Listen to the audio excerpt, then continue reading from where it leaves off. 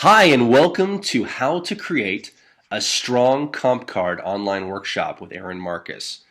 Aaron Marcus is America's premier acting and commercial modeling career coach. He's also a top-selling author and founder of HowToModel.com, one of Google's top-ranked acting and modeling career sites. Aaron has been a full-time actor and commercial model for over 27 years. To date, he's been cast 1,197 times. You've seen Aaron in projects such as Burn After Reading, Law & Order Criminal Intent, The West Wing, Crybaby, America's Most Wanted, Molson Beer, McDonald's, Kmart, A Modest Suggestion, HBO's The Wire, Disney World, and you'll be able to see him in a scene with Judi Dench in her new movie, Philomena. Aaron has also appeared in print ads throughout the United States, Europe, the Netherlands, and Asia. He has written what many consider the most important book for commercial modeling, entitled How to Become a Successful Model, now in its 5th edition. He also writes and publishes the Tear Sheet newsletter. It's a quarterly commercial modeling and acting newsletter. He's given 500 workshops in 4 countries and also offers monthly online workshops for actors and models, as well as private one-on-one coaching sessions. Aaron, we're excited to start the workshop today. Me too, Jill. Thank you so much for the introduction. And for everybody who is participating right now, welcome. And this is really a very exciting day for me. I love talking about commercial modeling work and comp cards. I can tell you one of the biggest problems that people have with getting commercial modeling work, it's not necessarily their look, it's not necessarily their skills, they simply don't have the right information to create really strong commercial photos, which means that if you don't have strong commercial photos, your comp card or composite sheet or Z card, which, by the way, it's all the same thing. Those words are used interchangeably. For some reason, out on the West Coast, they seem to use Z card, but comp cards or composite sheets, it's all the same thing. Without the strong commercial shots, it's hard to create a strong comp card. And that's really what prevents people from getting work. At least that's what I have found to be true. So I just wanted to let you all know that by the end of the day today, you're going to be an expert. You're going to know exactly what are the ingredients that go into putting together great commercial shots. You'll have a homework assignment. You're going to learn how to practice doing this.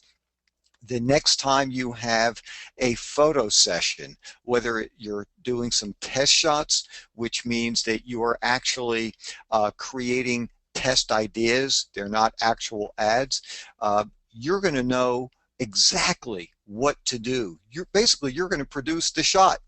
So I want to get started in just a second, and the very first thing I'd like to do is go over a list of what we're going to be talking about today. And so here's a list of today's schedule. We're going to be talking about exactly what is a composite sheet, because they do vary a little bit. How a comp card is used in the industry, and that has changed somewhat over the years. How many comp cards should you actually get printed? And that number has changed quite a bit over the years. Finding a great printer is really very important. Sometimes if you're working with an agency, the agency will help put the comp card together and take care of everything for you, which is wonderful. But sometimes you're going to be on your own. Maybe you don't have an agent yet, or if you have an agent, maybe you want to have a little bit more control. And I'm going to teach you how to go about finding them. So we're also going to be talking about the ingredients, like I mentioned earlier. What are the ingredients that go into putting together a great commercial photo? A technique that you're going to use that will help make your photos explode and just jump off the page. How to create the commercial photo. Finding ideas for your pictures. Finding commercial modeling work assignments. And basically then you're going to be practicing this work on your own, and you're going to really get very good at it. And by the way, I know I'm going to mention this at the end. Joel might mention something about this as well. But even after this workshop, after you viewed it, you're going to be getting a link that will allow you to watch it as often, as many times as you would like, and you still have some questions, always feel free to go to my Facebook page, facebook.com/how to model, and ask a question. And I'm more than happy to get back in touch with you. And sometimes, depending on the kind of question, you might have other people who also are part of my acting and modeling community on the Facebook page, and they might be able to help you as well. If you find that it's something just very personal that you don't want other people to read, you can always email it to me at Aaron, Aaron, at howtomodel.com. Okay, so first thing is, what is a composite sheet? And just so that you know, unlike a headshot, an actor's headshot, which is always 8 by 10, composite sheets come in different sizes. I can tell you that typically you're going to find they're going to be 5 by 7, could be 6 by 8. I've seen some people with 8 by 10 comp cards. So one of the things that you want to do is if you do have an agent, sit down with the agent and ask what size the agent would prefer. Now, agents typically don't get as many comp cards as they used to, but we're going to get into that a little bit later. But still, you always need to print out and have some comp cards. So let me first show you what a comp card looks like. And as you can see here, you're going to see many different types. On this one, the very top 2 photos is actually the front of the comp card. And then on the back, you will see a number of different photos. But you're going to see they come different ways. Sometimes people just have their headshot on the front and then 4 photos on the back. Sometimes you could have actually 4 pages, a front, 2 on the left and right in the middle, and then there's 1 on the back. But as you can see here, it's a nice little comp card. And the shot on the very bottom left is really one of my favorites on the card, where it shows her, she's a teacher. She's working with a student. And that looks like a very powerful shot. I don't know if it's an actual ad or if it's a shot that she created, but it's a very nice picture. Here's another type of comp card. And I just kind of had to split it up so you can see everything on one screen. But the shot all the way on the left, it's kind of like a headshot, and that's the front of the card. And then there are 2 inside pages, and that's what you're seeing. And then there's a shot on the back as well. But this also is a very nice card. As you can see here, this is a very different kind of look. She has a headshot on the front and then a bunch of photos on the back. And the reason why you need a comp card is because whenever you go to a go-see, and the go-see is the audition for models, you go to either a photographer studio and you're seen, so they call it a go-see. Or sometimes you will go to a casting facility and they'll take your picture there. And actually, we're going to have a whole workshop later on in a number of months from now where we're going to walk you through the entire process of a go-see. But at least let me just tell you right now, that's what a go-see is, where you go, you're seen, and you'll have some digital pictures taken of you. So they get a sense of what you look like photographed. But on this particular card, she has a headshot on the front, a bunch of photos on the back, and also, as you can see, with commercial modeling, unlike the fashion world, it's available to everybody, from infants to people who are seniors, everybody in between. You see all different types, beautiful people, people who aren't so beautiful, people with great bodies, people whose bodies aren't so good, tall, short, skinny. You never know what they're looking for. But you always want to bring a comp card with you to the go-see. Sometimes they will say they don't need it. I always bring them and I ask, would you like me to drop off a comp card, leave one with you? Because that way, let's say they take your photos, they look at them, and whether you get selected and whether you get booked for the job or not, if they decide to hold on to your comp card, because if you offer it to them, then they can easily keep you in mind for future projects. Sometimes they're going to say, I don't need it. quite often they will accept a copy. Now, with agents, just so that um, agents aren't needing, as many as they used to, but still sometimes agents will ask for comp cards. Okay, let's take a look at a couple of others. So here's another type of comp card, and all actually the photo on the front, the upper right, where the gentleman's name is there, that's the opening shot, and then the 2 pages below are the middle, and then the back of the page is that last photo is on the back. And I really like, probably my favorite shot is that opening shot.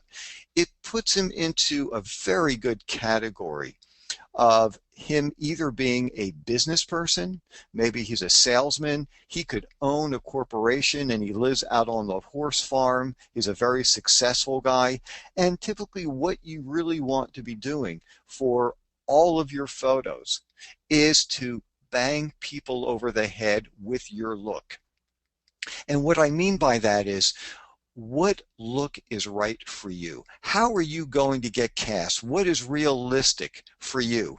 And for this gentleman, I mean, without a doubt, it's a perfect look. He looks like a successful guy. He looks like a successful business person. And like I said, he could own his own company, or maybe he's the sales guy. And that's what you want to do with all of your photos. Make them look like how you are going to be presented to the world and how you're really going to get booked. So for somebody like me, and not to say that I can't do other types of things, but typically you're not going to see me as the head of a motorcycle gang. And I know that might surprise some of you, but that's just not my look. I'm more of the accountant, I'm the doctor, I'm the lawyer. And once again, it's not that I can't do some of those other roles with the right wardrobe and things like that, but typically that's not what I'm going to get, both for acting jobs and for commercial modeling jobs. So figure out your types, and I'm going to teach you about that later. And then those are the types of photos you want to put together. Okay, here's another composite sheet, and the photo on the left, that's on the front, and then the 4 shots on the back are or actually on the right hand side of the page, those are the ones that are on the back of the card. Now typically what you want to do is you want to show different looks. And here's a very cute girl, and you look at her and you go, okay, I know what she looks like. And basically it's a very similar look from shot to shot to shot to shot.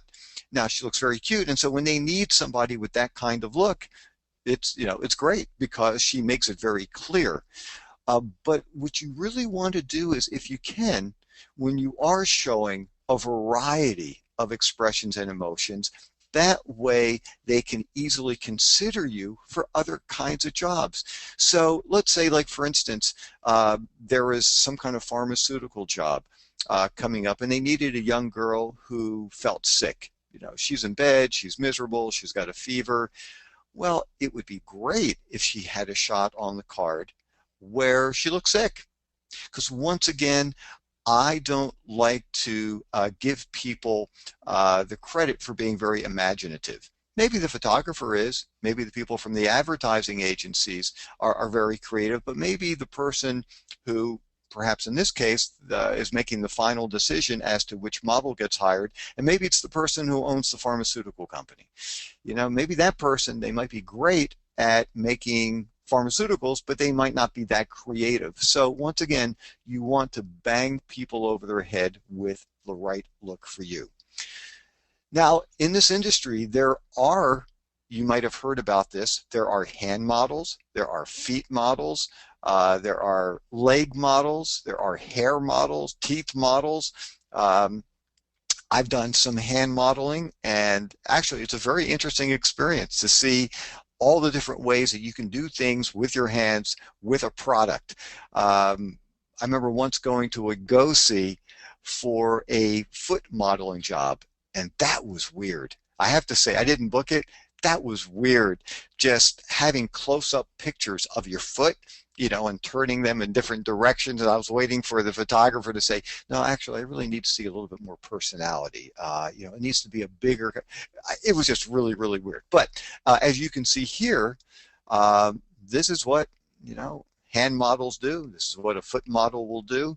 And I can also tell you this gentleman who I've worked with, he has very talented feet. Now, that, especially the right hand shot with the cigar and the martini glass, I don't know that I want to be my bartender, but boy, that's real talent. Okay, so here is a comp card that I created, and this is the front on the right hand side. That is my opening shot. The shot on the left is where I have my hand over my chin. That's on the very back. Now, like I said before, typically you're going to have a headshot on the front. You don't have to.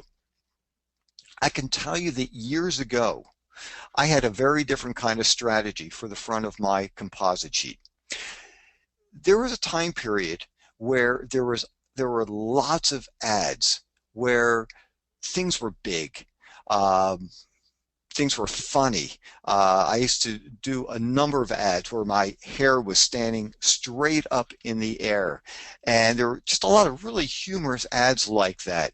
And so on my opening photo on my composite sheet, probably my first, I don't know, well, no, I wouldn't say my first, but maybe from my third to maybe my fifth or sixth or seventh comp card, I always had a very unusual shot that was designed just to grab somebody's attention. It was a funny ad that I did that you would look at it and you go, wow, you would really take notice of it. And that would force you to open up the comp card and look at all my other photos or turn it over and see all the other photos. And I can tell you, my very first, few comp cards, they were basic. It was, I think, like 4 photos on the front, and that was it. I did 4 test shots, which I'm going to talk about later, because I didn't have any work. I didn't have any real ads, and those are called tears. If you ever hear that term tears, that means it's a copy of a real ad that you did, and that came from models used to literally tear the ads out of magazines. So that's why they call them tears. So that's what I always did. A really unusual shot grabbed your attention. And then what I started to find was that there wasn't as much. I mean, not to say you still don't see those really kooky, crazy kind of print ads, but you don't see them as often now. So then I decided I'm going to start putting a straight headshot, on the front. And I think it also had something to do maybe with just there was a little bit more of a conservative time period, and also maybe it was just my age category where I was getting more of the straight guy kinds of jobs, the doctor, the lawyer, the dad, the teacher, the scientist, that kind of stuff, and not the really funny, bizarre things. So I think it was a combination of the two. So I started doing headshots on the front. Now I can tell you when you're looking at this one, and this is an older headshot of mine, the weird thing was I paid for a headshot session and looked at my headshot and I thought it was okay. I didn't think it was phenomenal. It didn't, blow me away. I thought it was a good, solid headshot, but I don't know. It just really didn't do it for me. And then I happened to have an ad. I did an ad in Ohio for Nationwide Insurance. And I looked at it, and actually that's what you're seeing right now on the right-hand side of the screen. And I looked at it and I thought, you know what? I actually like this more than my headshot. Now, it does break some of the rules of a headshot. I mean, typically, if I looked at this headshot, I would say, well, you really don't want a brick wall holding, kind of, leaning up against your ear, kind of hiding your ear a little bit, and half of my body is hidden behind there. So I broke some rules, but I decided to use that for my headshot because I really liked the way it looked. And that's why I wanted to put it on the front of my comp card. You look at it and you immediately can put me into certain categories. And that's what you want. I know there are some actors, some models who say, oh, I don't want to get pigeonholed and, and really basically only be considered for certain kinds of looks. But that's who we are. Now, in the modeling world, you can play a wider variety of looks than in the acting world.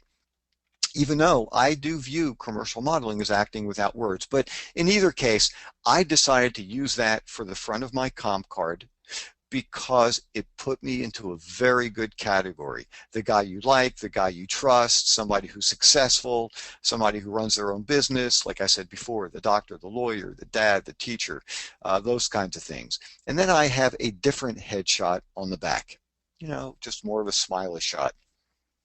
So let me show you the inside of my comp card. So as you can see, it's very different. There are many different types of looks. Everything from on the upper left-hand corner. There's a guy, and this is the guy gets his electricity turned off because he didn't get his bill on time. I can't remember the exact name of the company that this was for. It's some kind of billing system. And I tried many different kinds of looks. They were telling me this guy is frustrated, he's angry. So I was trying everything from very straight, realistic kinds of anger and frustration to completely silly, over the top, and that was really the direction that they wound up in. I do have another type of headshot in there. You also will see a shot on the left-hand side, and that was for Disney World. And it was a great ad campaign. The whole idea for this ad campaign was, look, you've been to Disney World as a family, your kids have grown, come back again as adults and leave the kids and be a kid again. Just be a kid yourself. So the reason why this was a really interesting shot to do, you had to be able to let loose. You had to be able to scream. You had to be able to be a kid again. And sometimes that can be hard for people to take a gamble and possibly be silly, possibly do things a little over the top, possibly do things where people are going to, maybe laugh at you or think that it's, a little crazy. But you know what? I find that's okay. Try things. If it works, it works. If it doesn't work, the photographer will let you know. And I use that at my go-sees as well. And then you can see there are different kinds of expressions and emotions. In the lower left-hand corner, it's a different kind of frustration, which is very different than the guy who's very cold and is wearing mittens and the hat. And then there's a interesting doctor kind of shot. And actually, there are three shots where I kind of look like a doctor or a scientist. One of the shots that I really like the most, it's the pharmaceutical shot that I have, and it's the one. Actually, it's for people with bad livers, and you can see it's on the right-hand side. It's right next to the wimp, sushi for wimps shot, because I wanted to look like a nerd for one of my shots as well. I thought that would be helpful. I book jobs looking like a nerd, so once again, bang people over the head with looks. With that particular look. But for this liver shot, it's for people with bad livers, and the whole concept of this ad was, people can't see their liver, so they really don't know how to take care of it properly, and they don't take care of it properly because you can't see it. So the idea for this ad campaign was make my face look like a bad liver. And what was really so cool was the makeup artist was phenomenal. And she showed me the anatomy book that she was basing all this on, and she made my face look like a bad liver. And the reason why I liked it, I tried many different kinds of expressions and emotions for this shot. And sometimes I gave this look a feeling like I'm giving in, I'm really sick, there's nothing that's going to help me. And then I was trying some other ones where I'm just going to deal with this, I'm going to get better.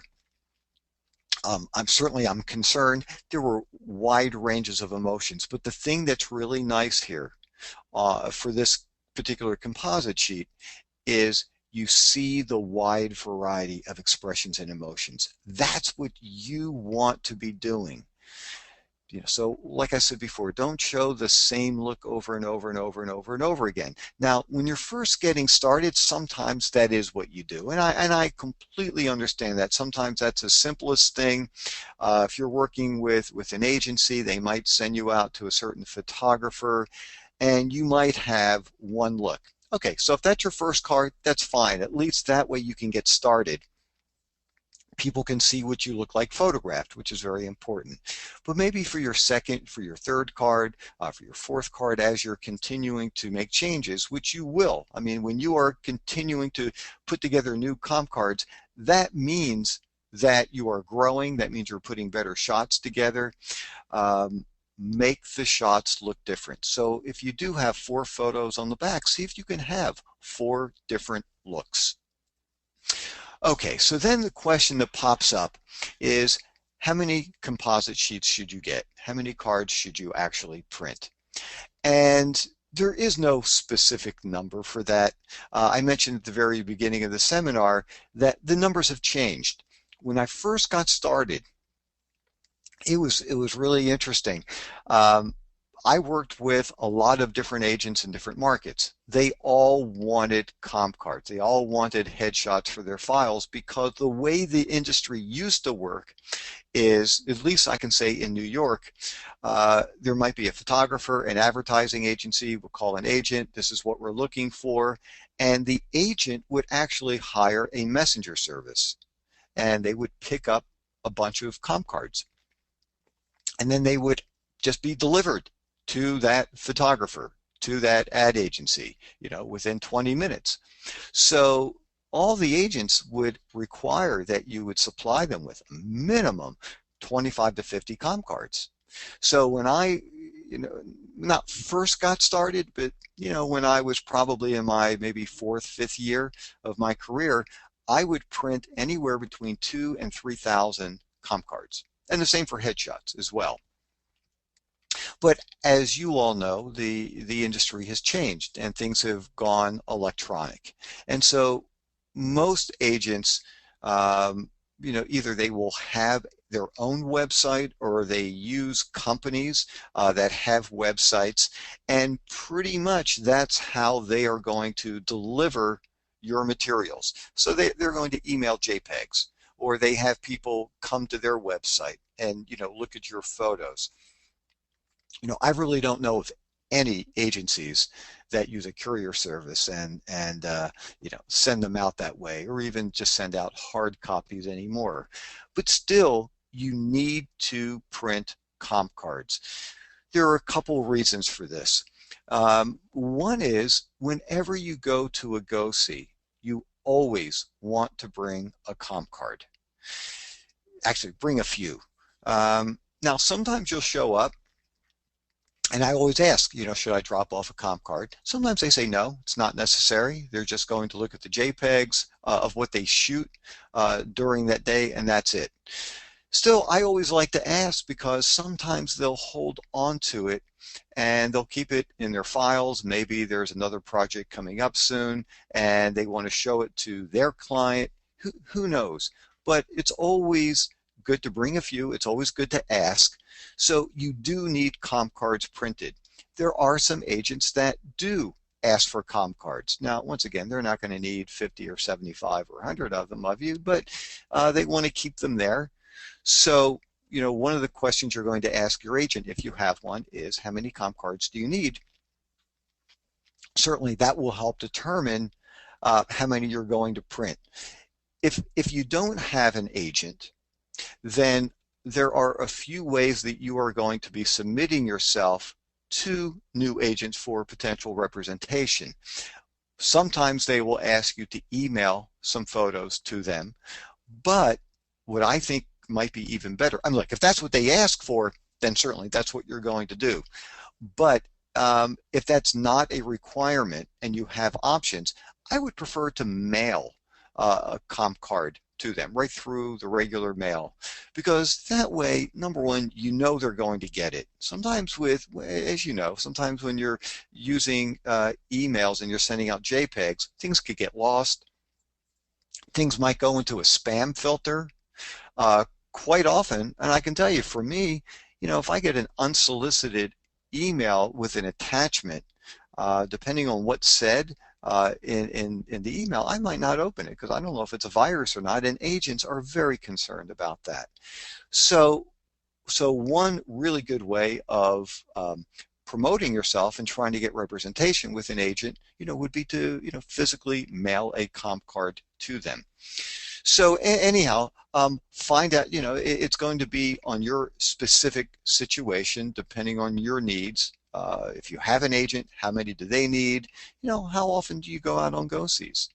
And so just to throw out a general number, and certainly you'll make the final decision, but you could probably print 50 comp cards and that should last you for a while, 75 comp cards.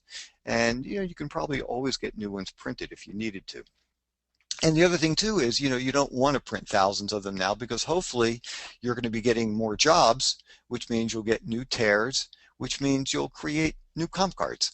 And so, I mean, I still have a bunch of old comp cards sitting around, and at some point, probably just recycle them because I really don't need 1,000 comp cards from 15 years ago. Okay, so let's move on. So let's say you're at the point where you've got all of the photos that you need and you're ready to print a comp card. Then you have to find a printer if your agent isn't helping you do that. There are lots of different places that you can go. In one of the directories that I sell, I list 16 different printers. And what I always recommend that people do is go to the printers' websites and look at their work. Is this a company that specializes in headshots and comp cards or business cards? Then that's always a good sign. Do you like the way the photos look? Do you like the layouts of the comp cards? And what I always like to do, and you never know how they're going to respond, but I like to get copies, samples sent to me before I make a final decision. And so I would request that only because something can look one way on your screen and it might look very different when you get it in person, when you actually can hold it in your hand and you can feel the thickness, you can see the real clarity of the printing. So before I get things printed, if it's a printer that I'm not familiar with, I always ask. Just say, hey, could you send me a sample or two? I just want to take a look at your work, before I put an order in. So here are a couple places that you might want to check out. And like I said, I've got 16 different companies. Some places are higher end than others. They charge more money than others. And typically what I've done is I've gone with the higher quality for my comp cards because I have a better chance of actually booking a job directly from my composite sheet than booking a job for my headshot. So for my headshot, I do things a little bit differently. There are a couple of different printers that I use for my headshot. One of them is a very high-end printer, and headshots look beautiful, and they cost about twice as much as many other printers. So what I do is I will print out a number of really high-end headshots, and then if it's a really high-end kind of audition, a certain kind of film, a certain kind of TV show, and I want to impress people with the headshot, I'll use that. I'll bring that in to drop off. If it's something that's not as important to me, I go to like a second tier printer who's also, I mean, still they're very good. I'm very happy with them. But I'll use that, but it's half the price. But for my comp cards, I'll splurge, and I want to go with what I think looks best because they're that important. So here are 3 different places that you can check out. And once again, I never tell people where they should go, but I think it's really important to look at the people's work, see how they want you to send the photos in. I mean, typically you can just email things in. You don't even have to send a DVD in. Look at the layouts, look at their prices, and also customer service is very important. One other thing that I would ask, once you send in all of the photos, whether there is a fee, if you can see a sample of it before it actually gets printed. And, if it's a nominal fee, I think it's worth it because, it's better to spend, $25, $30 or whatever it costs to make sure that everything looks great before, you spend a bunch more money and get a lot of comp cards printed. And, one of the things that I would also ask, just to make sure if there's something that you don't like in the printing. Now, if it's something in the photo that you don't like, it's not the printer's responsibility to get rid of it. I mean, that's something you have to be able to do. You can always ask if the printer is willing to take something out, if there's like a little hair out of place, something kind of minor like that. And they might charge you for it, and you can always ask. But you might want to find out if for some reason the clarity isn't there, what are their policies. But, typically when you're working with places that do tons and tons and tons of comp cards, hopefully you're not going to run into any problems. But do your research, do your homework, investigate, and then you can make a really wise decision. And what you'll find is, you can save, a ton of money depending on which printer you decide to go with. Okay, so the ingredients for putting together a great commercial photo, and that's where most people have the biggest problem, because quite often, unless you are working with a commercial photographer who really knows what they're doing, sometimes what happens for people is they end up with really pretty pictures of themselves, but they're not necessarily very strong commercial shots. That's what you need to get commercial modeling work. Really strong commercial photos. And essentially what's going to happen is you're going to be producing these shots, these test shots. And instead of asking the photographer what you think you should, what the photographer thinks he or she should do, you're really going to be telling the photographer what you want done. And I'm not saying don't listen to the photographer's suggestions or ideas, but ultimately it's going to be your decision. So let's talk about ingredients here. Number one, make sure your photos actually look like ads. So, look, I'm not saying that it doesn't work if you are portraying yourself as a doctor and you just stand there with a stethoscope around your neck with a lab coat and you smile into the lens of the camera.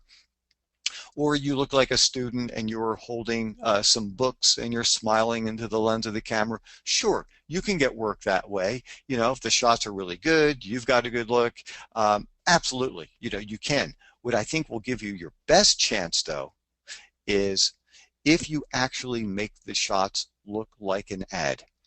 And so the way to do that, and I mentioned a little bit about this at the very beginning of the day, is create the photo so it really looks like it's an ad for a specific product. So when you look at it, you could say, oh, that can be an ad for this product, or this product, as opposed to just smiling and staring into the lens of the camera.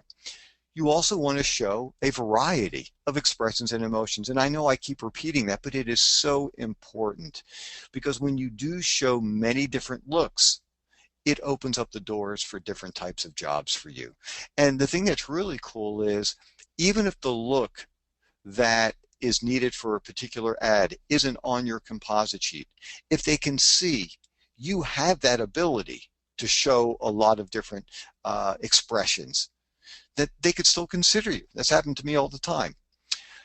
It's very important that you don't use a logo or brand name. Sometimes people have this idea of, well, if I'm holding a can of soda and it shows the brand name and the logo, people might think that I really did this national ad campaign for that company. Well, it's an interesting idea. The only problem is it could cut you out of work, because if you have that on your comp card and you are showing a logo or a brand name, and then there's another competing company that is having a go-see and they're considering, different models for this particular job, and they look at you and they go, oh, you're perfect. Oh, and then they see the card, they see your comp card, and you've got a photo with an ad with their competitor on it. or it looks like an ad for the competitor, you're not going to be considered. So use props, use items in the shot, but don't show logos or brand names.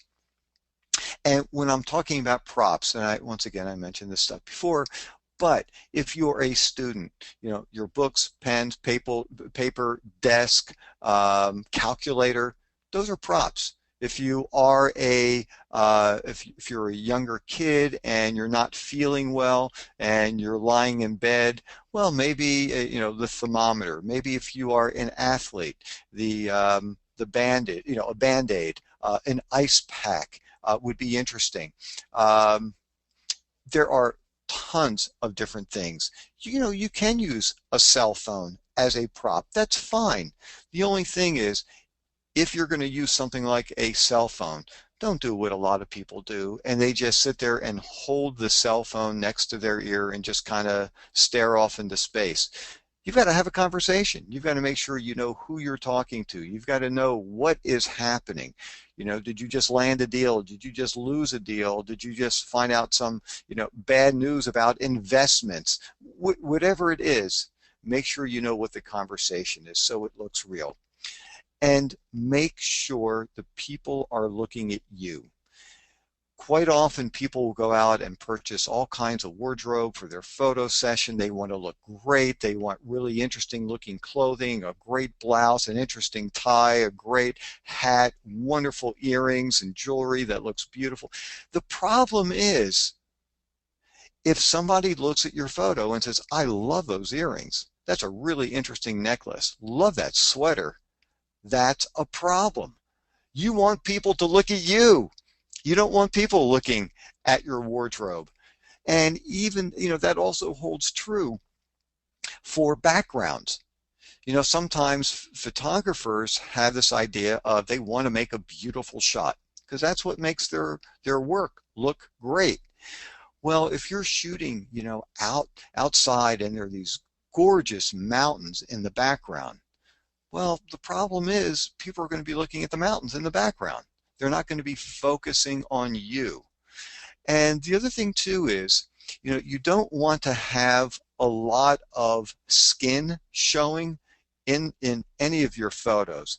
And when I say a lot of skin, and I'm thinking more, and this really holds more true for headshots, but certainly if you're doing an ad for suntan lotion, there's going to be a lot of skin, of course. But if you are setting up, and I know I'm kind of jumping here to headshots for one second here, but the reason why I'm mentioning that is because if you don't have a headshot and you want to you want that on the front of your composite sheet, just as a really quick little thing here, and this has to do with people not looking at your face. If there's a lot of skin showing, whether it's your shoulder, whether it's in your chest area, then people aren't going to be looking at your face, and that's really what you want to have happen here. So, but certainly, for some kind of ads, if you're wearing shorts, well, of course you're going to be showing skin, but you just don't want that to be the main focus of the shot, unless, once again, unless it's a leg, kind of thing, unless it's something specifically for that kind of body part. What I want to show you next is a special technique that you want to use for every shoot. And at the very end of this, I will show you and explain to you there are two situations where you don't want to use this technique, but pretty much every time you are in front of a photographer, this is the technique you want to use. So basically, if you're being asked to show a certain emotion, and that's something you need to ask whenever you go to a go-see or you're on a set, you always want to ask, so what are you looking for? Now, be prepared for anything as far as a response. Sometimes the photographer might say, I don't know, you're a doctor, you're happy, let me just see it. Well, what I like to do in that situation is I like to follow up that question and try to get a little bit more specific information. And I will even ask, could you tell me specifically, like, why is this guy happy? Because maybe I really don't know what's going on in this particular ad. Maybe it's a certain medication that helps blood flow and it makes you feel more awake, more alive, happier, you feel better. Okay, well then that's giving me the information that I need. But if somebody just says to you, well, you're happy, let me see it. Well, that's hard because, I can be happy for a lot of different reasons. So ask the question, try to find out specifically what they're looking for, but be prepared, because if they don't give you the right information, they are being very general, then what I suggest is you make a decision as to what's making you happy. If you are frustrated and you can't get the information, you make the decision as to why you're frustrated. You're always better off taking a stand on something and making it something that's real, something that's believable, than trying to play it safe. Just trying to be very generic with your look. Because if you do that, because you don't want to go in the wrong direction, I can tell you it's not going to be a very interesting kind of look. So let's say you are given specific information. Okay, so you know exactly what they're looking for and you know what the situation is. So like for instance, let's say this is for a bank and you're very frustrated. Then what I would do is, you're a consumer, you're not being treated well at that particular bank, and they want to see frustration because when you go to, the bank that's being advertised, they treat you really well. So what I do is this. I've already done my homework assignment, and you're going to be able to practice this on your own, so I can do it in a second. But let me just walk the process through to you. So I always think of a real experience in my life that will give me the emotions that they're looking for. So in that kind of situation, if it's a consumer kind of thing and I'm not being treated well in a store, I'll think of a time period where I'm not treated well, and maybe I'm asking. Matter of fact, this just happened to me just a couple of days ago, and I don't want to mention the name of the store. It's a big department, or actually, it's like a hardware kind of store, and there are three people behind the counter, and I'm just standing there. Nobody's taking care of me. And I'm thinking, I can't believe there are three people there and nobody acknowledges me. I mean, they see that I'm there, but they don't acknowledge me. And I'm getting frustrated. So in that kind of situation, if the photographer is shooting straight at me, the very first thing I do, and they want to see frustration, very first thing I do is I will say, oh, can I just have a second? I want to stop the photographer from shooting. I'm not quite ready yet. So what I do is I stop the photographer. I look away from the camera. I keep my body in the same position that they need me in for the shoot. I don't want to twist around and then twist back into the shot. So I'm going to just turn my head, look away. I will say a word, maybe two words, maybe make a sound. Whatever it takes for me to relive that experience of feeling the frustration, then I look up. So when I was at this store, I'm thinking, I can't believe these people aren't taking care of me. So the words I might say is, come on. And then I'll look back up and boom, there's the shot. And that's one kind of frustration. Now, as the day goes on, I'm going to be showing many different types of frustration. And so I'm going to build it up. And I'm going to be looking away. It's like, excuse me, I'm here. I'm a human. And then I might start getting angrier and I'll start building it up even more. That's what you want to do. So think of a real experience in your life that will give you the same emotion that you're looking for. Turn away, stop the photographer. Don't have him shoot you because you're not quite ready. Say a word or two or make a sound. It's got to be a split second. You're not going to be doing a monologue, down there. Very quickly, and then come back up. Boom, there's the shot. You look away, you come back up, and it's like this dance that will take place throughout the entire session. You're going to use that technique, whether you're doing these test shots, whether you're going to a go-see, or it's a real job. Now, one of the tricks, sometimes you might be asked to show an expression that you never experienced. In which case, what you do is you think of another experience. It has nothing to do with what they're asking for, but it will give you a similar feel. So anyhow, that's what you want to do. That is the technique. And when you work that way and you're basing your emotions on real life experiences, that honesty and that energy and that truthfulness just shoots out of your eyes. And also, it will tell your body what to do. Because when you're feeling something legitimately, you don't, if you're angry about something, you don't have to think, okay, I'm angry. Should I put my hands like this or like this or like this? When you're angry, your hands just move because your brain tells your body what to do. And that's what's going to happen on the set. Now, that doesn't mean the photographer might not have to say to you, well, when you put your hands like this, you're actually kind of cutting off part of your hands. You're not in frame. You might need to move it in more. That's fine. And then you find a little landmark so you know your hands are going to be in a very specific situation, in a very specific place, and you can hit that mark all day long. That is what you want to do. And I'm telling you, when you get good at it, and these are believable feelings, man, those photos will look phenomenal. 2 times you don't want to use this technique. One of them is if the photographer simply doesn't want it done. It's rare. I've only had that happen to me a couple of times where the photographer just said, hey, I don't want to hear anything, just look into the camera. And I'm not happy about it. I don't get it. I don't understand it. I'm going to make the shot look better by doing it. It's interesting.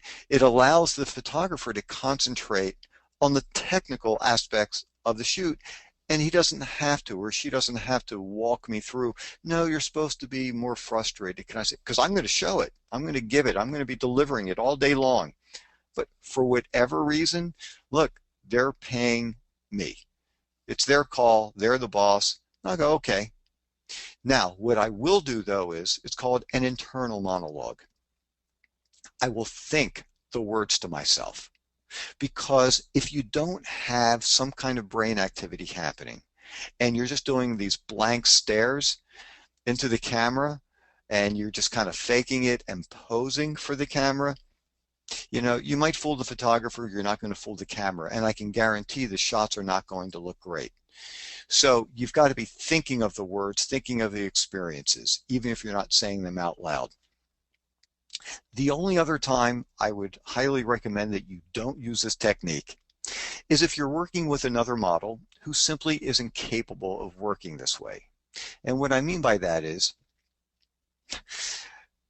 like I'm not going to mention, so I'm not going to mention any names. I'm not even going to mention the product or anything like that. But it's happened to be a few times where I was working with another model, and we were supposed to be a husband and wife, and I was doing what felt right to me, and maybe I would say some very sweet things because it's for an ad and we're supposed to be together and we're vacationing someplace, and I'm, telling somebody, I love them and care about them. And in this one particular situation where the model looks at me and says, what are you doing? And I said, well, we're supposed to be in love with each other, right? Yeah, we're on vacation, we're traveling. Yeah. So, well, I just wanted to say some nice words to you that makes it feel right to me. That's all, look, I'm a very happily married guy, I'm not trying to do anything here. I'm acting, that's all I'm doing. And sometimes people just don't get it. They just don't understand it. So when that happens, you stop saying any words at all, and you do the internal monologue. That's how you make things powerful. Okay, so let me go to another. So basically, this lines up everything for you, all the things that I just talked about, where you look away from the camera, you create the right emotion, you say a word or two quietly, and that helps put that emotion in place, and then you look up to the camera and you are already in character. I wouldn't go up to the camera and then start talking, because then your mouth is going to be moving and the photographer might not want that. And then I did mention to you the 2 times when you really do not want to use this technique. Okay, so let me show you some of the results by using this technique during a photo shoot. So this is really interesting. This was actually a very difficult job to do. This is for an IMAX movie which are those films that you see on huge screens, are all running all around the country. And this is a movie called Antarctica. And what was so difficult about this shoot was the art director spoke to me, and typically when you're on a set, it's the photographer who will actually talk to you. In this particular case, it was the art director from the advertising agency who said, hey, look, for this particular ad campaign, we want people to really believe they are in Antarctica when they're watching this movie. It's so real. It feels so real that you experience being there. But here's the tricky part. Because it's freezing in Antarctica, we don't want people to think that they're going to be uncomfortable while they're watching the movie. So I want you to look like you're freezing, but you're having a good time. Now, normally, when I'm freezing, I'm not having a good time. I don't like being cold. It's not fun for me. So I'm trying to figure out, well, how do I make this thing really work? So then I thought, oh, well, you know what? Maybe I can be out with my friends. I can be out with my family. We're having a good time out in the snow. We're playing around. It's freezing, but I'm having a good time. Okay, so then we started shooting that. And we got a bunch of shots that way. And then all of a sudden, the art director walked over and said, hey, let's change this around. Now you're frozen solid. This movie is so realistic, you're just frozen. Okay, so we did that for a while. And then we tried some where this movie is so interesting, you don't even realize you've got penguins there. You've got icicles. You've got windburn. You've got snow all around your feet. Let's try that one. So because I use this technique, I am able to completely make those changes right on the spot. And once again, show a wide variety of looks. And as you can see here, they wound up with having a good time and freezing. This is a great example of the frustrated guy. This is for, it's an older brochure. And, looks like a guy who's showing frustration. But I did show a lot of different types of frustration in here. This was very funny. For this particular ad campaign, it's for a carpet cleaner and or like a stain resistant kind of thing. And there's a big convention that happens in Las Vegas for people in the carpet industry. So the whole concept is when you go to this convention, you will be transformed. So on the left-hand side of this brochure, kind of a nerdy carpet salesman. Not saying that carpet salesmen are nerdy, but for this particular one, they wanted a guy who was nerdy. But when I go to this convention, boy, I get transformed. And they actually really did. They shipped in this wardrobe from Las Vegas, so they needed somebody who could do a really bad impression of Elvis. And I was the guy.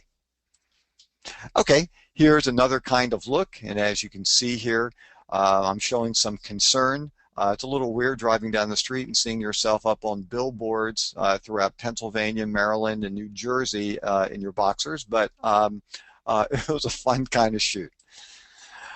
This was very interesting, and this is Freddie. Freddie's a capuchin monkey, and the agent was very good. She called and she said, look, this client wants to hire you. It's for a bank, but I just need to make sure you're comfortable working with a monkey. Now, I'm thinking, I'm like jumping up and down like a kid. I'm going, first of all, I love animals. I'm great with animals. They're really good with me. They like me. I get them.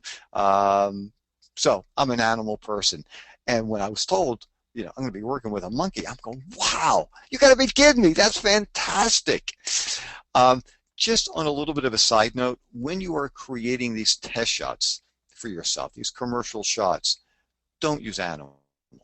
The reason why I'm mentioning that is they're unpredictable and it's complicated, when you bring an animal into a shot, unless it's a professionally trained animal. So to make a very, very, very, very long story pretty short, I'm sitting down with the trainer, the guy I thought was the trainer, and I'm asking him about Freddie, and Freddie jumps on my back, which kind of startled me at first because I didn't see him coming, and he's like grooming my head. He's picking at the back of my head and stuff, which was kind of interesting. And so I'm asking, so Freddie's a nice capuchin monkey, and oh yeah, people love him. He's great. People come over and play with him. Really nice, very, very nice animal. So we're getting along. Freddie and I, we're best of friends here, and he's, I guess, made me part of his family after cleaning the back of my head, making sure there were no ticks or lice or anything like that. And so we're starting to do the shot, and after 7 photos, I don't know what happened. Something agitated him, something freaked him out, and he jumped. He just bolted and leapt off of my shoulders, and he's like flying in the air, and he comes down and he bites the assistant photographer on the arm. Now, when you look at his teeth, if you look at those things, it was frightening. It was like a surgeon taking a scalpel and slicing the guy's arm open. And I'm freaking out because he was sitting by my carotid artery. This guy could have killed me. So anyhow, the point is, when you're setting up these test shots, really don't use animals. Even if it's a puppy, you're not really concerned about getting, mauled or anything. It makes life complicated, and I would just stick with other types of shots. And as you can see here, I do shots with animals. You saw that on my comp card. It's a different kind of frustration, and it's an interesting kind of look. Look, trying to set up a shot like this, I mean, look at all the props in there. That's complicated. I mean, the art director was phenomenal. It looked beautiful, but it's an interesting kind of look, and it was created by using this technique that I'm sharing with you. Another kind of frustration. This one's a little bit more over the top, and it's kind of funny what you learn in this business. Those little packing peanuts. Well, there's a company that they kind of stick to you and stuff like that. Well, there's a company that came out with these peanuts that don't stick to you. So I thought that was pretty interesting. And there's the shot that you saw on my comp card earlier. You can get a better look at it, and it's kind of silly. It's a little bit over the top kind of thing. Sometimes you have to show different kinds of emotions. I can tell you that one, it was freezing, some kind of air conditioning company, and I literally was in a bathtub and they just dumped ice in there. If that wasn't put in later, that was a very cold day at work. It's fun working with ducks. Sick. You might want to consider doing a sick shot at some point, because you see these kinds of photos all the time, these kinds of ads year round in many, many different types of publications. And the trick is really looking and feeling sick. And in this particular shot, I was able to take a couple minutes and recreate that feeling of being miserable. And you do see different types of illnesses throughout the year. It could be allergies, it could be flu, it could be hay fever, it could be coughs, it could be colds. There are many different kinds of diseases that you can show out there, and you see ads for these all the time. So once again, bang people over the head with the look. But in all of these shots that I'm showing you, they're all very interesting. There are different kinds of looks. It's another kind of sickness. It's another kind of sickness. And that's the one that I showed you before with the liver thing. That was cool. I mean, that's not the kind of shot that, I would want my wife to carry around in her wallet. So when somebody says, hey, I heard your husband's a model, do you have any pictures? Hopefully that's not the one she's going to pull out, but it's a great commercial shot. Now that would be a very difficult one for you to create on your own, because the makeup artist was phenomenal. But it's powerful, it's interesting, and that's what you want. Okay, doctor shot. Look, I get a lot of doctor things for both acting and modeling. So I want to bang people over the head with the look. This was done in Chicago. It was a neat ad campaign for a hospital, and I like it. Now I've got the frustrated doctor, and now you've got the ophthalmologist. I got better. And as you can see, once again, it's a different kind of look, and the way that you're going to get it is by thinking of real experiences in your life, having quick access to those emotions, and being able to show it very quickly. Another type of frustration, a concerned doctor. And the reason why I'm showing you this, so I am throwing Johnny Depp out of the courtroom. He grabs my arm, I'm grabbing him, and this was from the movie Cry Baby. They used um, this gel for his for the tears. And you've got to be really careful if you're going to be doing an exercise shot. Um, Actually, what it's called glycerin, and it kind of looks like clear syrup, and you can place it, on your face. And I've heard sometimes of people wanting to use glycerin if they're doing an exercise shot and they want to show perspiration, because you can place it on your forehead and it will just stay, which is great. The only problem is if it gets in your eyes, you're in trouble because it will burn like crazy. So instead of using glycerin like they used on this film set for Crybaby, what I would suggest that you do is either do one of two things. If you want to show perspiration because either you're nervous or you just finished a great workout, either run around, and start to really perspire. That's one thing that you can do. Something else that you can do is get somebody to spray you with some warm water and just spray it on your forehead a little bit. And that way you can control it. If it's starting to run, you can, dry it off. You can spray some more on. And having warm water, let me just tell you, it feels a lot better than cold water. I've tried it many different ways. But anyhow, that would be great for an exercise kind of shot. And here, it's very different. This is a very different kind of look than everything else that you've seen. There's nothing real charactery about it. This is a very successful guy who owns a .com company. And I had to be able to show this guy has confidence. That's always kind of weird for me to look at. How women work and live like with long nails, I don't know. I broke a nail once opening up a door, walking out to a bathroom during a break when we were about to have lunch. I almost poked my eye out one time with long nails, but it's a different kind of look. Now, this one is cool. I really like this a lot, and this is exactly what I mean by even if you don't have the specific look on your card, if you can show that you can do a wide variety of expressions and emotions, you can be considered for more jobs. There's nothing on my card that shows rock grunge guitarist, and this was from Molson Beer, and we spent 2 days trying out many, many different ideas as the rock grunge guitarist. One day, I was filled with piercings and all kinds of things all over my face, my tongue. They weren't real piercings. It was just kind of like toy stuff.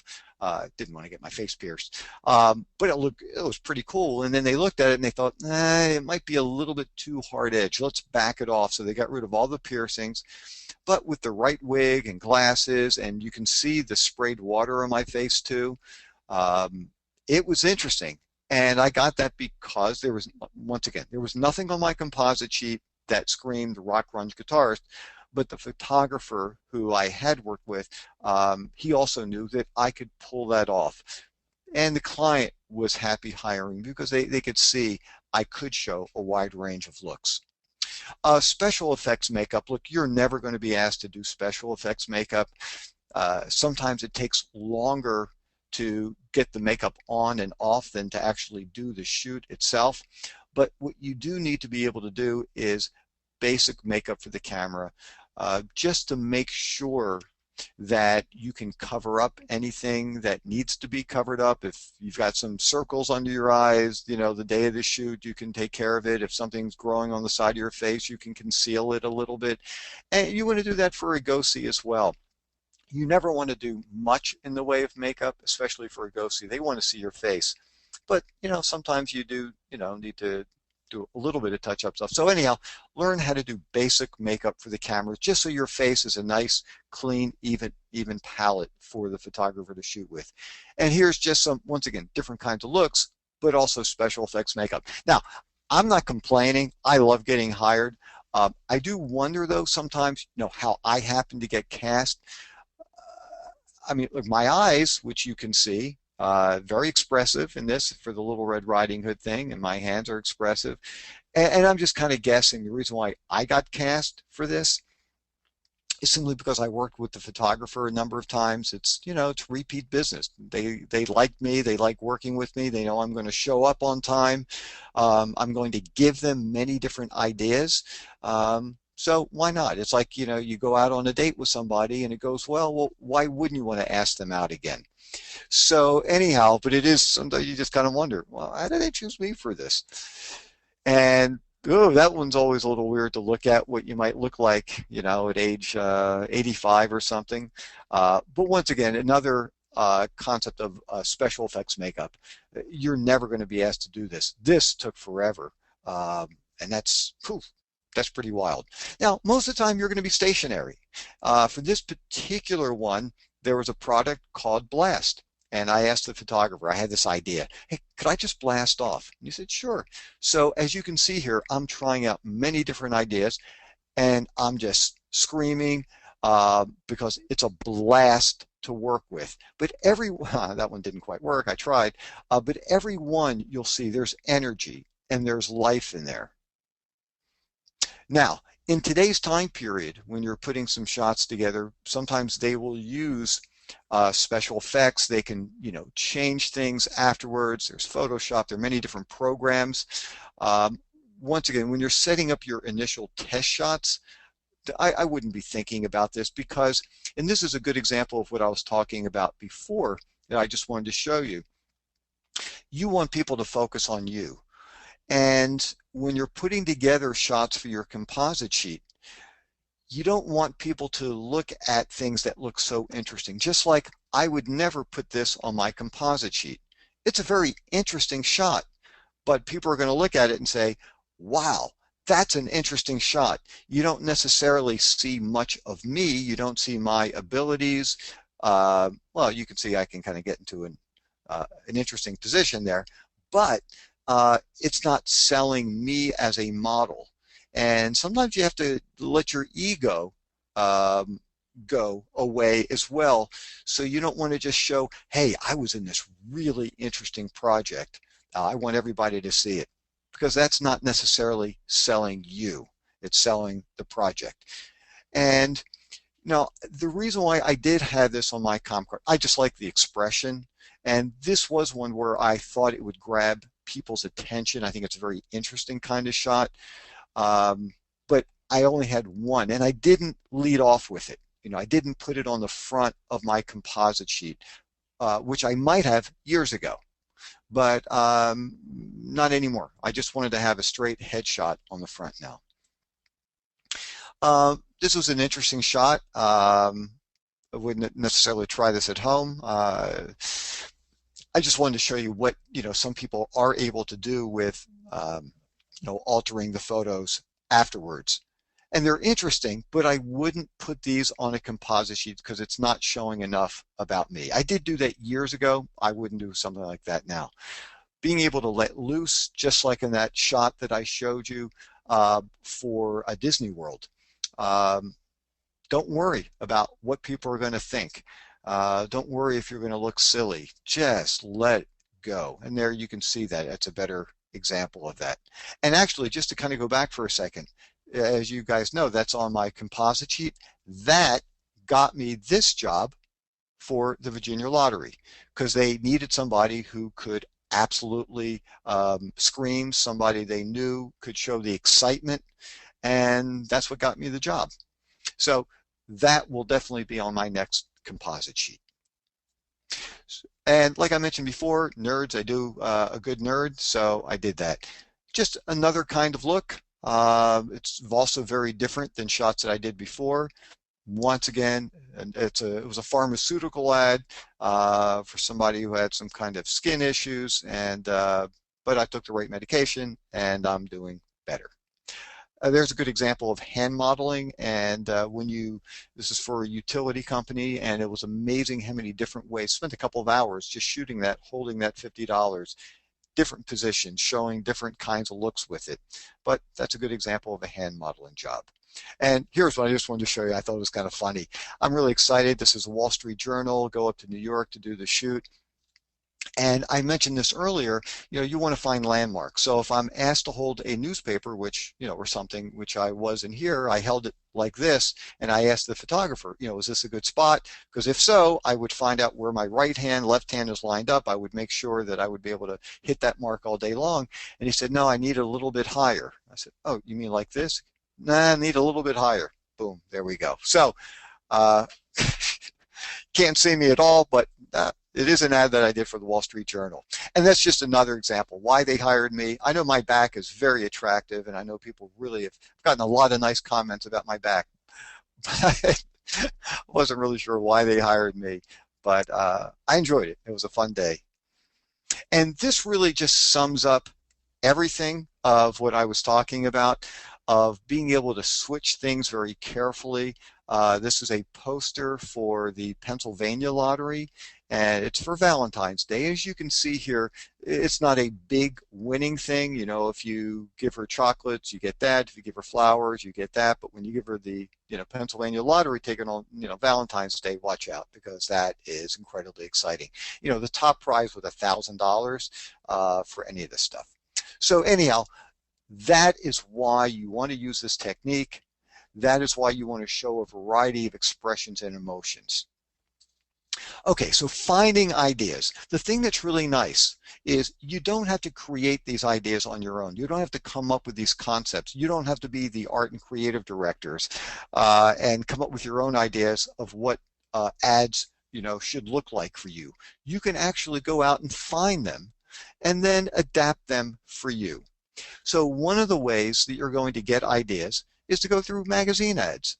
Go to a bookstore in your area. They'll have more than a library, but if you don't have a bookstore anywhere near you, go to a library. Look through tons of magazines. And I don't mean like high fashion magazines. Go through regular magazines that you could imagine yourself being in. And if you do go to a bookstore, you are going to find magazines that you didn't even know existed.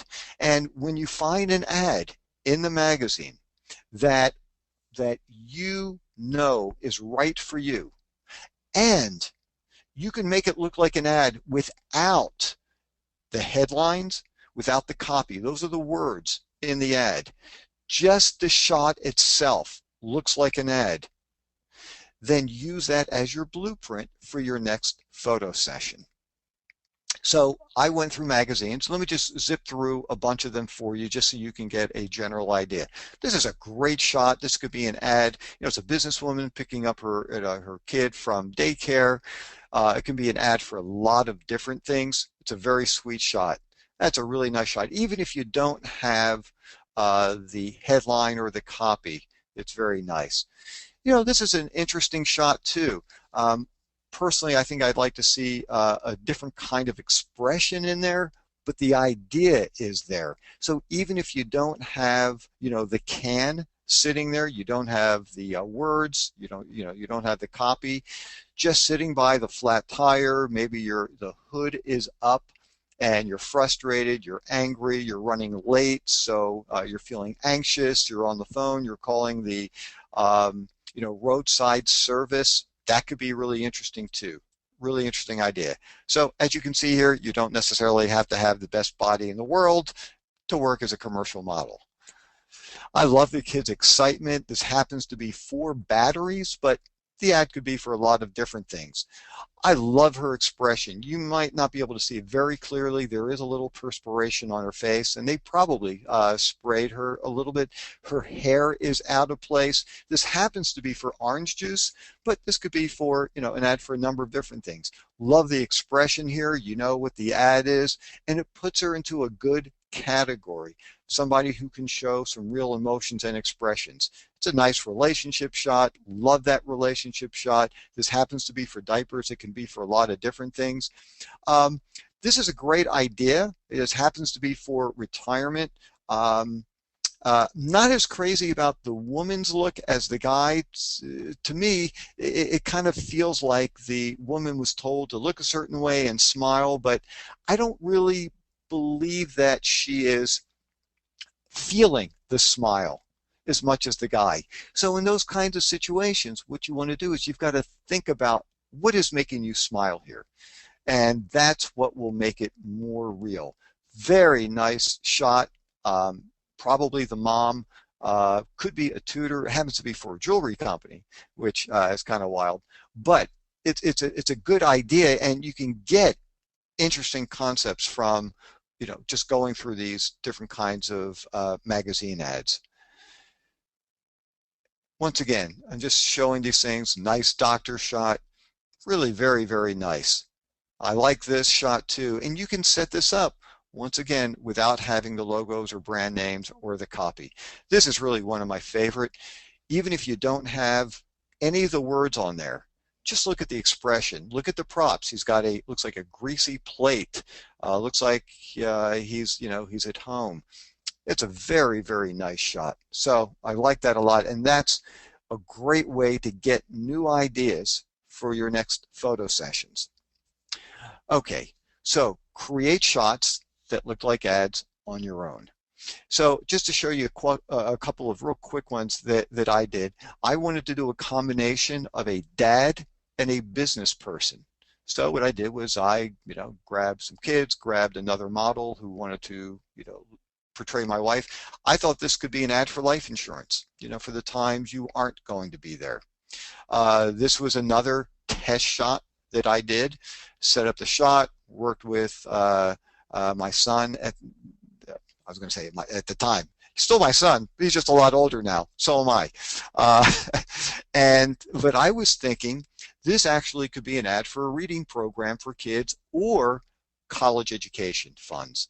Start putting away money, 529 plans, start saving for college now.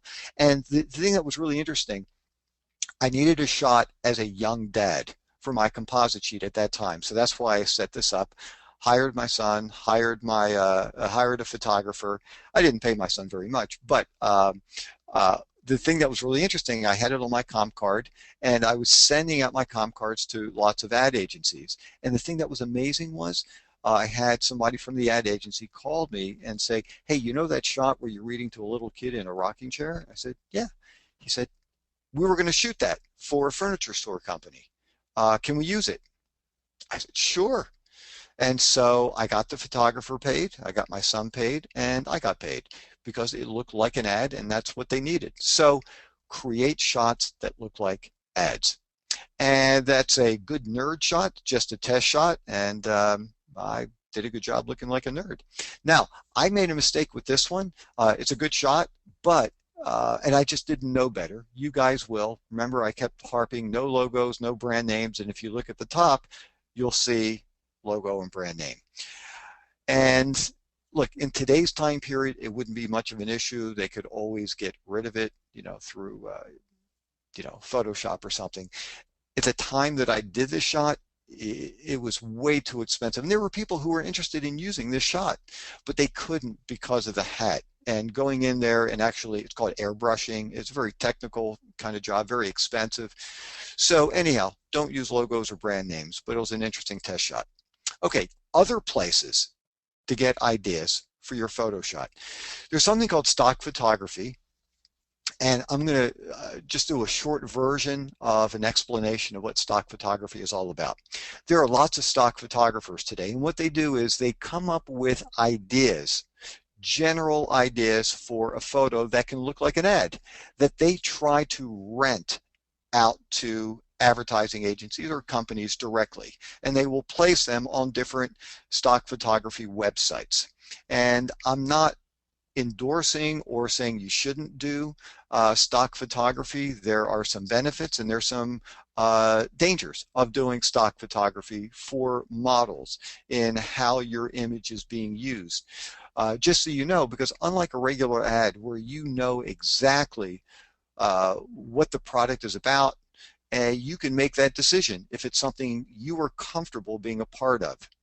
And when you do a stock shot, you have no idea. And your image could be part of an ad campaign for something you're not really thrilled about, something that you think might be embarrassing, something that could hurt you, in the future.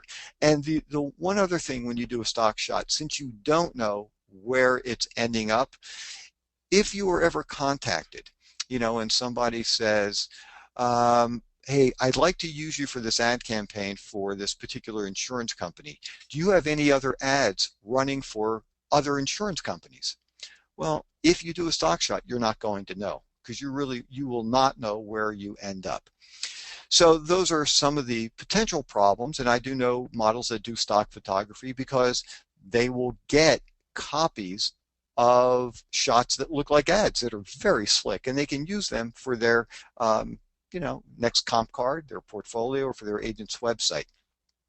But what you can do is, and I listed three of the larger stock photography websites. Go to the websites and look at the ideas. And some of the shots will only work as an ad if there are headlines and words in there. You will also find lots of stock shots that look great that you don't need any words, and it will look like an ad. So anyhow, you can check out these three places and take your time. And one of the things that's also really cool is you can do a search. And when you do the search, you can put in teacher, you can put in student, you can put in doctor, you can put in feeling sick. Put in keywords and you'll see tons of really interesting photos that might give you some really good ideas of your next photo session. So for your homework assignment, as we're starting to wind this up, how to create great commercial shots. Number one, figure out your type. And what I mean by that is your type. How are you going to get cast? And you've got to be realistic. Don't try to let your ego get in the way of things.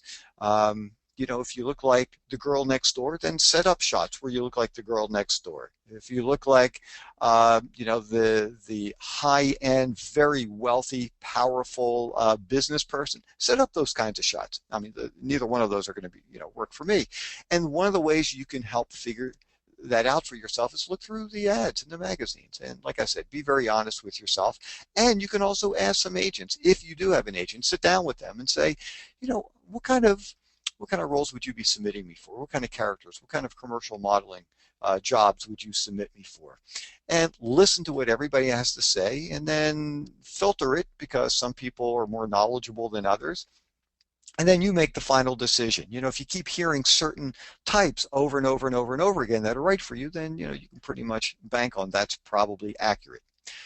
Make a copy of the sample ads that you want to be creating, and put a list together of emotions that are based on the ads that you are thinking about shooting. So on a plain sheet of paper, you can put on the top, happy. And then underneath that happy topic, make it very specific. Why are you happy? Somebody just proposed to you. You're happy. You got into a college of your choice. You're happy because your parents are giving you a dog, and then you're thinking this could be a dog food ad. Whatever it is, make it very specific. And then think of a real experience in your life that will give you that emotion. Then what you're going to be doing is practicing and making sure you can say, you turn away from the camera, say a word or two, make a sound, bring that look back up, and have somebody just take some pictures of you. Use a cell phone, use a digital camera. This is just part of your homework assignment. And then look at the photos. Maybe do 10, 15 different, looks. And you have to be honest, do you really look like somebody who somebody just proposed to? Do you show that warmth, that love, that surprise, that happiness? And if so, you've got it. And every time you're trying to reach that emotion, you know what key words to say, or you know what sound to say to give you that look. And if you look at the pictures and you go, I think I look really more like a model than somebody real. I kind of look like I'm posing for the camera. Then you have to tweak it a little. Maybe you have to think of another experience. So once you have that down, then you're going to be thinking of, okay, so where am I going to shoot this? What's the location? What are the props? What's the right wardrobe for this? You've got the emotional part down. Then you have to find a photographer. And what you're going to do is bring copies of the ads that you found to a photographer. And also, just so you guys know, and I know Joel's going to mention something about this, for everybody who goes to my facebook.com/how-to-model page, which is, you can see it here on this last page, and you make a comment about maybe the 2 or 3 things that you learned from this session today, I'm going to send you a video teaching you how to get free photos. And I think it will be really, really helpful to you. But what you're going to do is show those sample ads that you just got to a number of different photographers, whether you're trying to get free shots, whether you're paying for a photographer, it doesn't make any difference, and show them your ideas. And you might have, like I said before, you might have 12, 15 different ideas. You might only shoot 4 of them, 3 or 4 of them, whatever it is. And then basically what's going to happen is you are going to be telling the photographer what you want to do. You know the location, you've got the right wardrobe, you've got the right expressions, you've got the right props. Let the photographer handle the technical aspect of the shot, making sure it looks clean, make sure it looks good, making sure the lighting is right. If there is a makeup artist, that you can have for the shoot, that's always even better. Or maybe you know how to do your own makeup, although it's always best to have another makeup artist with you. But if you're just testing this out and you're trying to do some shots at no cost, maybe just try to do it on your own, some basic makeup. But anyhow, that is how you put together incredible commercial shots and create a very strong composite sheet. And so what you need is you need the information, you need to practice, you need to put these shots together using the ingredients that create a strong commercial photo. Once again, it's going to be a believable look, a variety of expressions and emotions, the right location, making it look like an ad. And what you will be able to do is save yourself years and years and years and years of guesswork and trial and error. And you're going to be putting together photos that sometimes people aren't able to get for 5, 6, 7, 8 years until they've put together some really interesting tear sheets, and actually use those for your composite sheet. You're going to be able to do this on your own just by creating them, and because they're going to look like an ad. So anyhow, I just wanted to share that information with you. Joel, if this is a good time for you, I'd certainly like to open things up for any questions that people have. But I can tell you it took me a lot of years to come up with these ideas and learn how to go about doing this. And, as with a lot of people, made a lot of mistakes along the way. I wish I had known this earlier on. I could have saved myself a lot of time and money. But anyhow, hopefully this is something that you'll be able to utilize and create a strong composite sheet. Fantastic. Aaron, thank you so much. This has been great. I've been taking some notes as you've been going along, and I know that people continually, as we create more and more of these workshops, they are very grateful that you've taken all the knowledge you've had for the last 27 years and you've compiled it, and you've not only given us information, but what you've done is you've coupled that with advice to know what to do, not just the basic information, which is fantastic. So if you've got a question you'd like to ask today, kind of after the session you've been thinking about different things, something popped up for you, there's a little hand icon on your go-to webinar control panel. Just raise your hand and I can unmute you and you can ask Aaron your questions. We can start having some discussion and some questions and feedback on there. The only thing you'll need is a microphone and some way to listen to Aaron. Preferably, you could plug in some headphones so we don't get feedback through speakers. But if you don't have headphones, just turn your speakers down as low as you can and still hear. And we'll be able to have a conversation with Aaron. So anyone that wants to ask a question, just feel free to raise your hand. If you're unable to ask a question verbally, like your mic doesn't work or your computer speakers, you can't hear or something like that, you can also type questions into the question field right on your control panel there as well. Just if you'd let me know where you're from, that would be great. So we know where people are from, your name, where you're from, and then your question as you type it would be fantastic. So let's get a couple questions here that have come in. This is from Jade in Pennsylvania. She asks, if I already created a comp card with posed shots of me, should I throw it away and start over? That's a good question. Here's my thought on that. Look, why don't, well, a couple of things. One is, if you already have an agent and the agent is okay with the comp card, then test it out. Look, it's when you first get started, typically that's what everybody has. They have posed shots. And you might have enough strong looks in the photos, even if they're posed, to at least begin to get work. And so you'll find out whether those shots are worth keeping or not. And if you're getting work, then that's great. And then as you continue to get more work and you start collecting the tears, then you can put together another comp card. If you don't have an agent, you're not submitting yourself, or you're not getting submitted by anybody, still you can send them out. You can market yourself and see what the results are. And once again, if you're not getting any work, you're not getting much feedback, people don't seem to have much of an interest, then yeah, then maybe that's telling you the shots just aren't working for you. But look, if you've already spent the time and money putting together a card, use it and see what happens. And but always keep in mind that we're always updating our cards. And the time you're going to update your cards is typically either when you've got better shots, if you actually either have real ads that you can use, or if you're creating test shots that look like ads, that would be a time to update your card.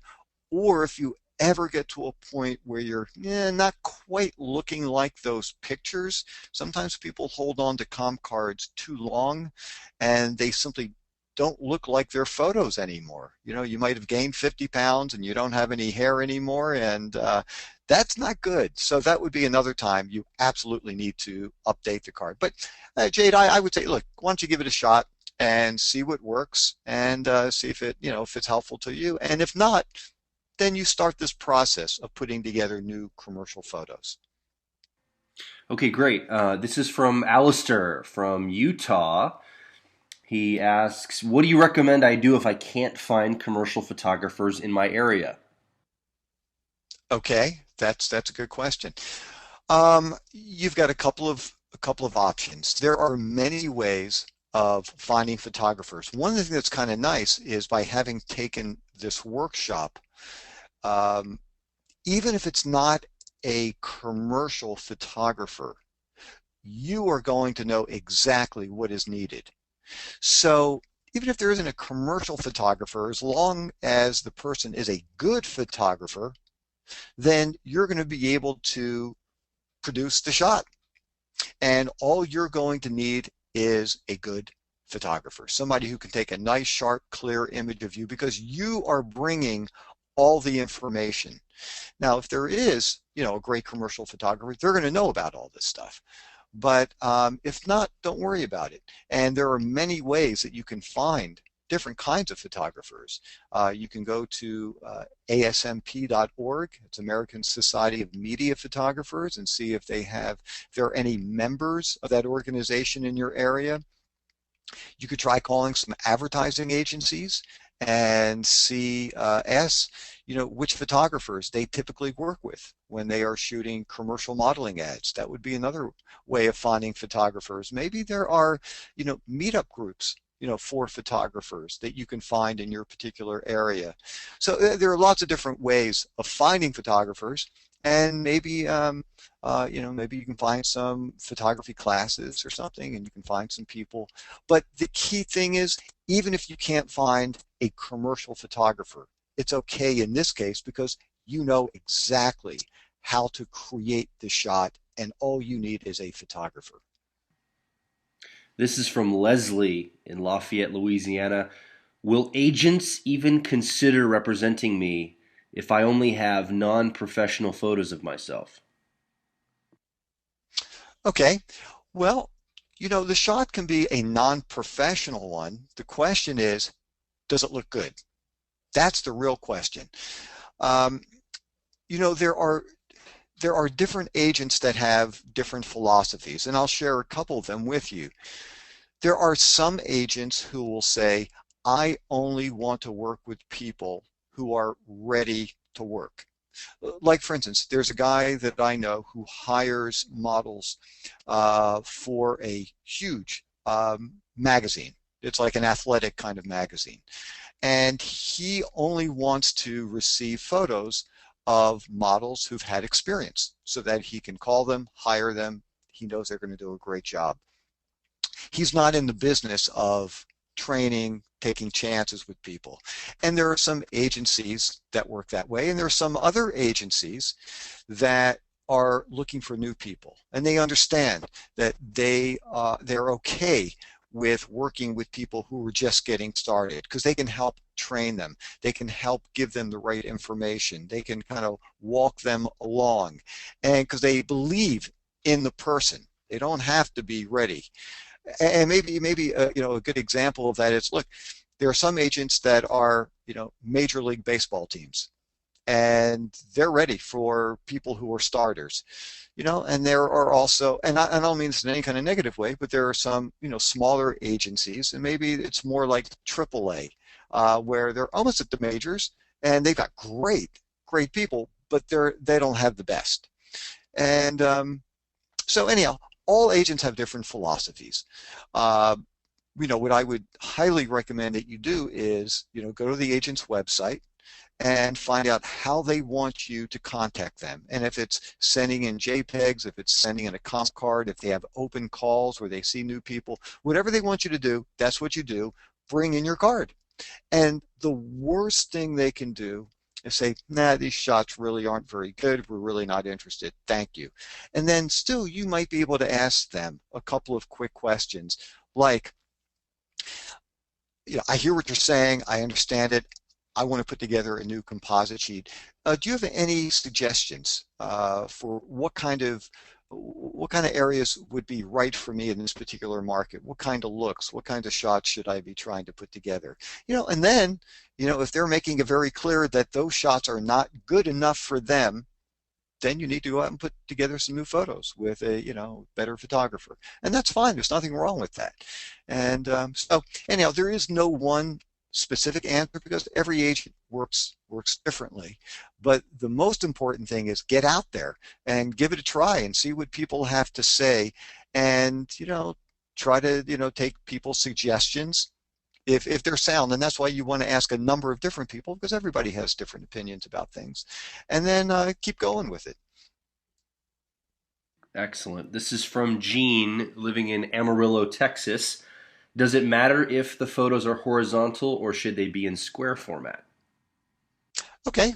Well, it depends on the shot itself, and it depends on your composite sheet, depends on the layout of your composite sheet.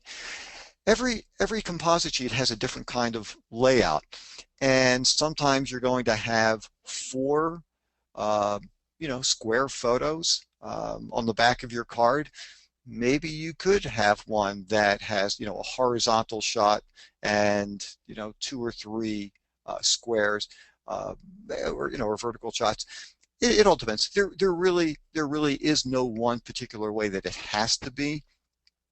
It's what grabs the people's attention the most, what looks best on the card. That's really what's most important.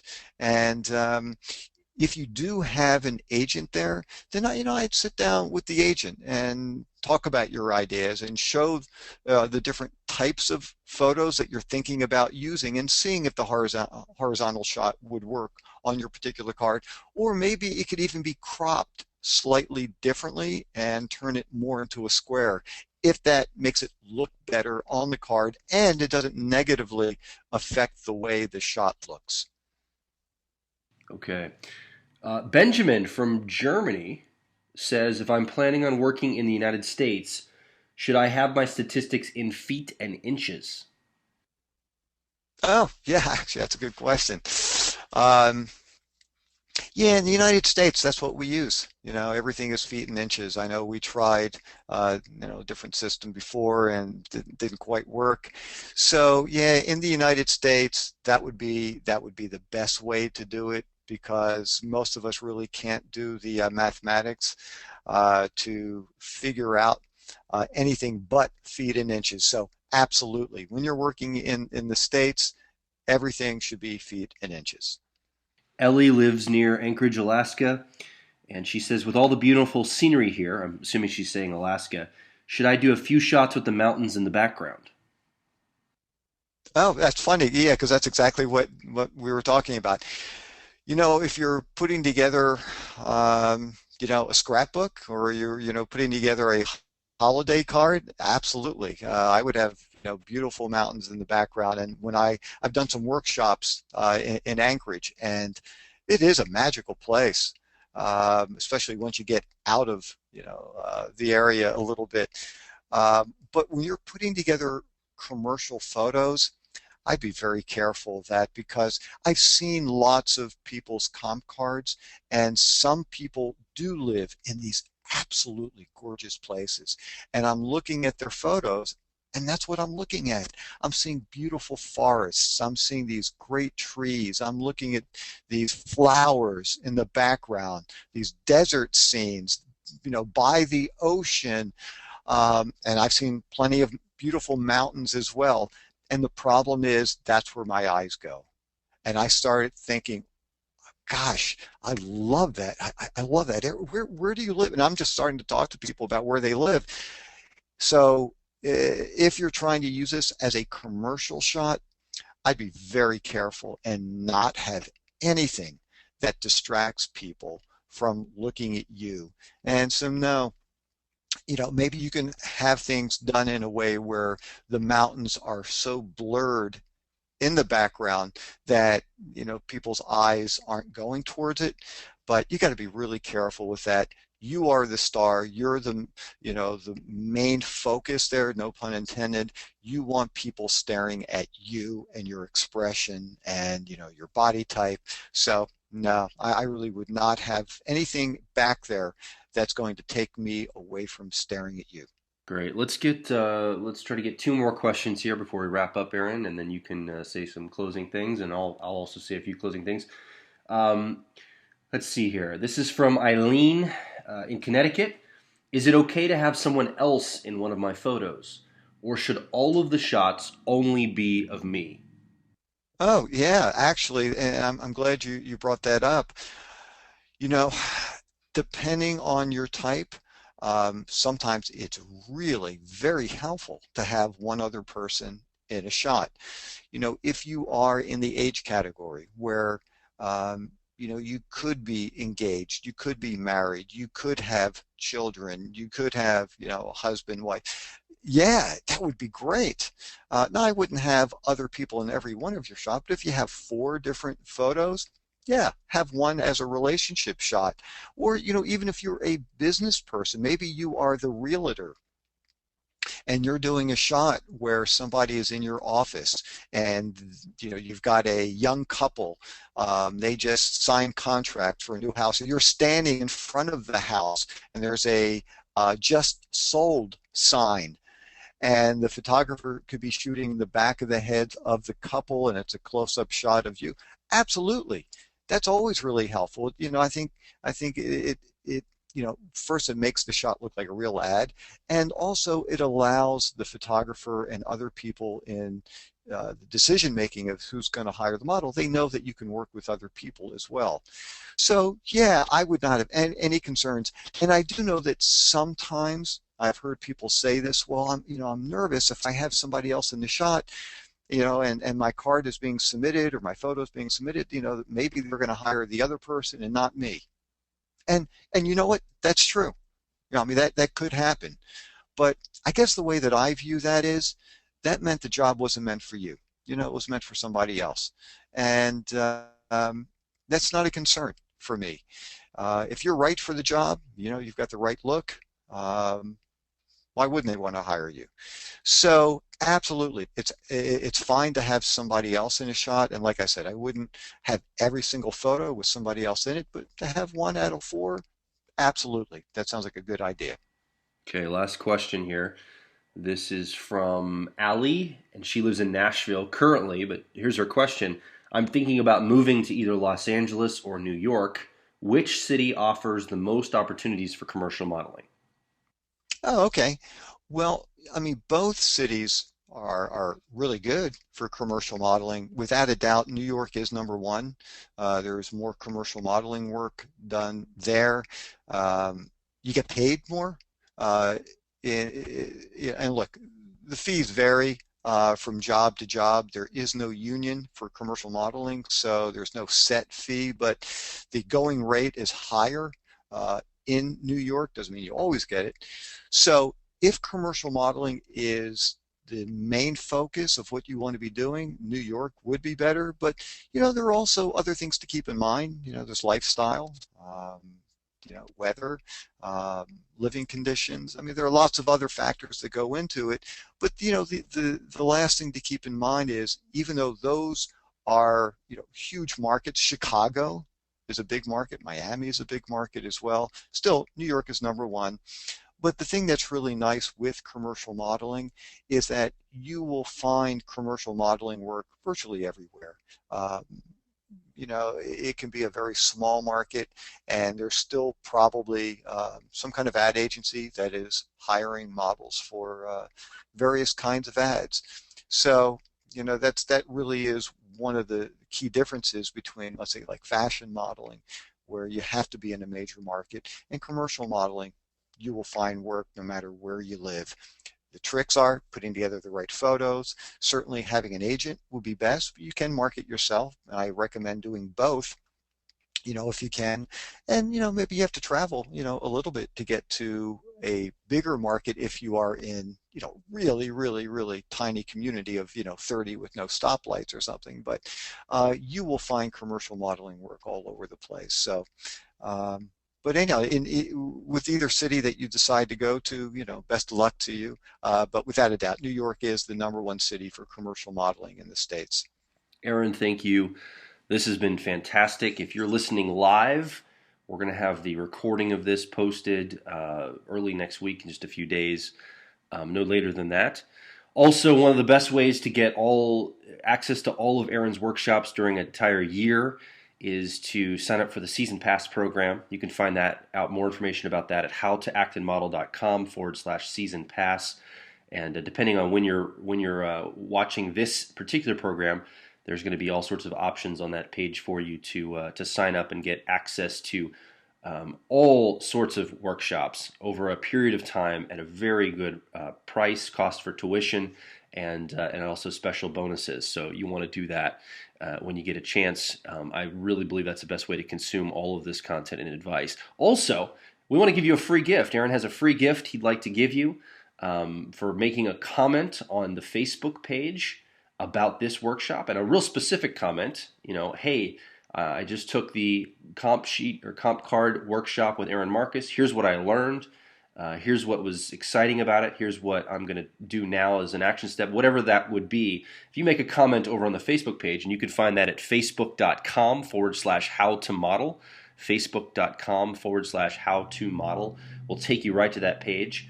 And go ahead and just make your comment right there on the page. And when you do, we'll send you a free gift. We'll put a link there for you to download a free gift for making that comment. We'd really appreciate the input. Also, if you want to find out about all the workshops coming up, whether they're in-person workshops live in your city, if Aaron's coming to your city, or online, if there's a topic that you want to learn about, all that information and more is over at howtomodel.com, our main website. You can also get a copy of Aaron's book. You can find out more about what he's up to, read blog posts, articles. There's a forum and all sorts of other information there on the howtomodel.com website. And we're continually improving that all the time. It's a great resource for you, and I definitely head over there and check that out as well. And finally, if you are serious, and not that you're not serious being on here, but if you're serious about focusing your career and you need specific one-on-one attention and focus, Aaron offers a one-on-one coaching program where he can coach you online, where you get together in real time. He can look at your headshots, he can look at your comp cards, he can look at all the stuff that you're doing and tailor advice specifically to you where you're at in your career, whether you're starting out, whether you've been getting a few jobs here and there, whether you're advanced. Aaron can spend time with you walking through and creating a roadmap for you of getting more acting and modeling jobs. So if you're interested in some one-on-one coaching with Aaron, he offers a few spots every month, and they fill up usually pretty quickly when people find out about them. You can email him, Aaron at howtomodel.com. That's AARON at howtomodel.com. That's his email address. In the subject line, just put one-on-one coaching information or something about personal coaching so he knows to make sure he gives that priority and talk with you about his one-on-one coaching program. Aaron, this has been incredible. We are excited for more workshops coming up in the future, and this is great, man. Thank you so much for sharing all the advice with us, and everybody. We'll see you at the next workshop, hopefully, and have a great day. And let's go make things happen. Thanks, Aaron. Sounds great. You're welcome, Joe.